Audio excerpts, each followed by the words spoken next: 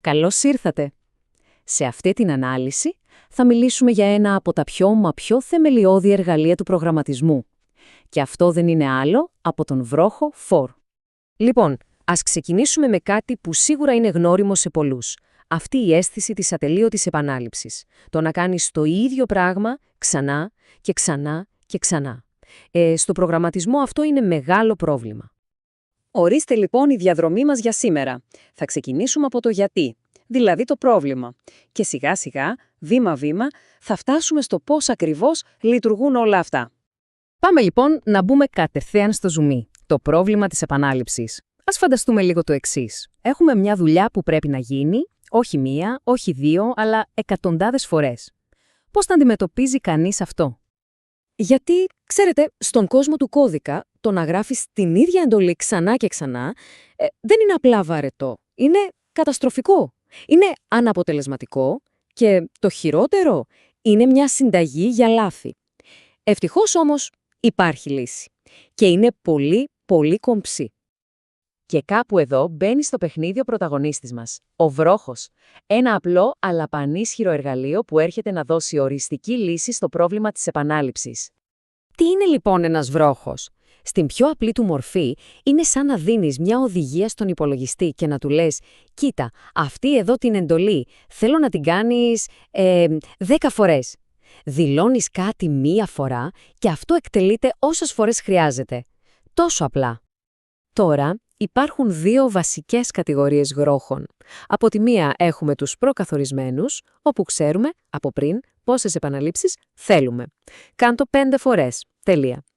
Από την άλλη, οι μη προκαθορισμένοι, που συνεχίζουν μέχρι να συμβεί κάτι. Εμείς σήμερα θα ασχοληθούμε με την πρώτη κατηγορία, την οποία εξυπηρετεί τέλεια ο βρόχος for. Ωραία. Και πώς μοιάζει αυτό το πράγμα στην πράξη? Πώς το γράφουμε σε κώδικα Python? Πάμε να δούμε την ανατομία του κομμάτι-κομμάτι για να καταλάβουμε ακριβώς τη λογική του. Κοιτάξτε, κάθε λέξη εδώ έχει τον ρόλο της. Το for είναι το σήμα έναρξης. Μετά έχουμε μια μεταβλητή, ας την πούμε μετρητή, που κρατάει το σκορ σε κάθε γύρο. Το in είναι η γέφυρα που συνδέει τον μετρητή μας με την ακολουθία των αριθμών. Και στο τέλος, το πιο σημαντικό. Ο κώδικας που είναι γραμμένος λίγο πιο μέσα, με την εσοχή. Αυτές είναι οι εντολές που θα επαναλαμβάνονται. Τώρα, αν ο βρόχος for είναι το αυτοκίνητο, τότε η συνάρτηση Rainbow είναι σίγουρα η μηχανή του. Είναι αυτή που δίνει την κίνηση, που λέει στον βρόχο πόσες φορές θα τρέξει. Αν καταλάβουμε καλά τι Rainbow είναι, έχουμε ξεκλειδώσει το μυστικό των βρόχων. Ακριβώς αυτό. Η range είναι η καρδιά της υπόθεσης. Αυτή δημιουργεί, γεννάει τη λίστα με τους αριθμούς που θα χρησιμοποιήσει ο βρόχος για να μετρήσει τις επαναλήψεις. Του λέει ξεκίνα από εδώ, σταμάτα εκεί και μέτρα ανά τόσο. Και εδώ φαίνεται πόσο ευέλικτη είναι. Δείτε λίγο, με ένα μόνο νούμερο, το range 10, ξεκινάει αυτόματα από το 0 και μετράει 10 αριθμούς. Με δύο νούμερα, όπως το range 1-8, τις λέμε ξεκίνα από το 1 και πηγαίνε μέχρι το 8, αλλά πρόσεξε, χωρίς να το συμπεριλάβεις. Και το καλύτερο, με τρία νούμερα ορίζουμε και το βήμα. Μπορούμε να μετράμε ανά 5, όπως στο τρίτο παράδειγμα, ή ακόμα και ανάποδα.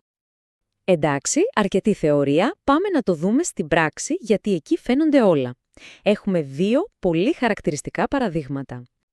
Λοιπόν, πρώτο πρόβλημα. Θέλουμε να τυπώσουμε στην οθόνη ένα συγκεκριμένο μήνυμα, όχι μία φορά, 5 φορές. Ο παλιός τρόπος, ο χειροκίνητος, θα ήταν να γράψουμε την εντολή print 5 φορές, τη μία κάτω από την άλλη. Αλλά είπαμε, αυτό θέλουμε να αποφύγουμε. Και ορίστε η λύση με τον βρόχο for. 2 γραμμές κώδικα. Κοιτάξτε πόσο καθαρό είναι.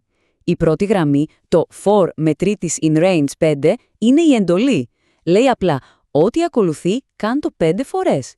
Και η δεύτερη γραμμή, αυτή με την εσοχή, είναι αυτό που επαναλαμβάνεται. Ο βρόχος αναλαμβάνει τα πάντα αυτόματα. Πάμε τώρα σε κάτι λίγο πιο ζώρικο. Υπολογισμός του αθροίσματος όλων των αριθμών από το 1 μέχρι το 100. Σκεφτείτε το λίγο.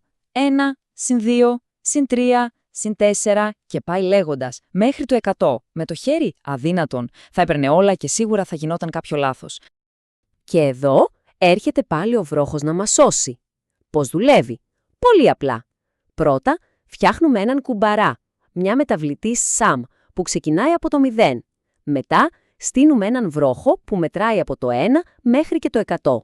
Σε κάθε γύρο, παίρνουμε τον τρέχοντα αριθμό και τον ρίχνουμε στον κουμπαρά μας, προσθέτοντάς τον στο σύνολο.